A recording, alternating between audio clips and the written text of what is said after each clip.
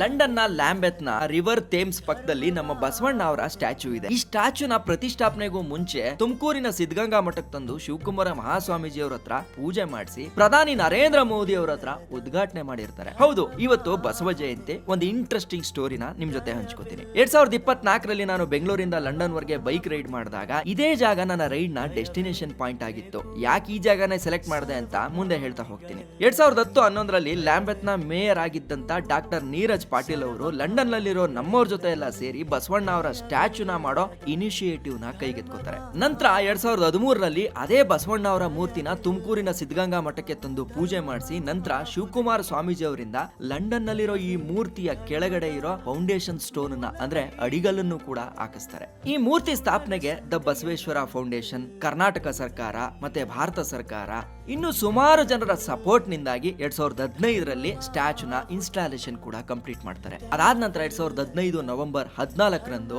ಪ್ರಧಾನಿ ನರೇಂದ್ರ ಮೋದಿ ಅವರು ಈ ಸ್ಟ್ಯಾಚ್ಯೂನ ಇನಾಗ್ರೇಟ್ ಕೂಡ ಮಾಡ್ತಾರೆ. 12ನೇ ಶತಮಾನದಲ್ಲಿ ಬಸವಣ್ಣ ಅವರು ಹೇಳಿದಂತ equality, dignity of work and social justice ಅನ್ನೋ ಈ ತತ್ವಗಳು ಇವತ್ತು ಲಂಡನ್ ನಲ್ಲಿ ನಿಂತು ಇಡೀ ವರ್ಲ್ಡ್ ಗೆ ಮೆಸೇಜ್ ಅನ್ನ ಕೊಡ್ತಾ ಇದೆ. ಇದು ಒಬ್ಬ ಕನ್ನಡಿಗನಾಗಿ ನಮ್ಮ ಕರ್ನಾಟಕದ ಹೆಮ್ಮೆ.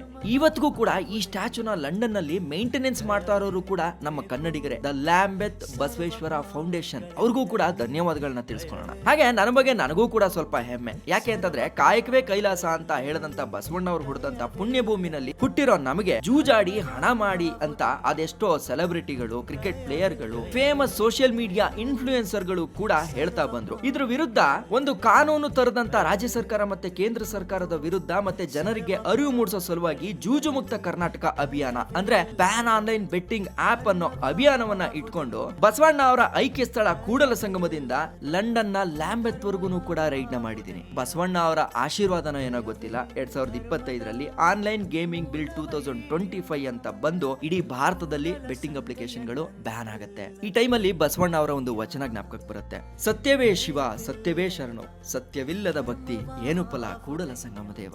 ಇಷ್ಟ ಹೇಳ್ತಾ ಬಸವ ಜಯಂತಿಯ ಶುಭಾಶಯಗಳನ್ನ ತಿಳಿಸ್ಕೊಳ್ತಾ ನಾನು ನಿಮ್ಮ ಕಿತ್ತಡಿ ಕಿರಣ್. ಜೈ ಹಿಂದ್, ಜೈ ಕರ್ನಾಟಕ ಮಾತೆ.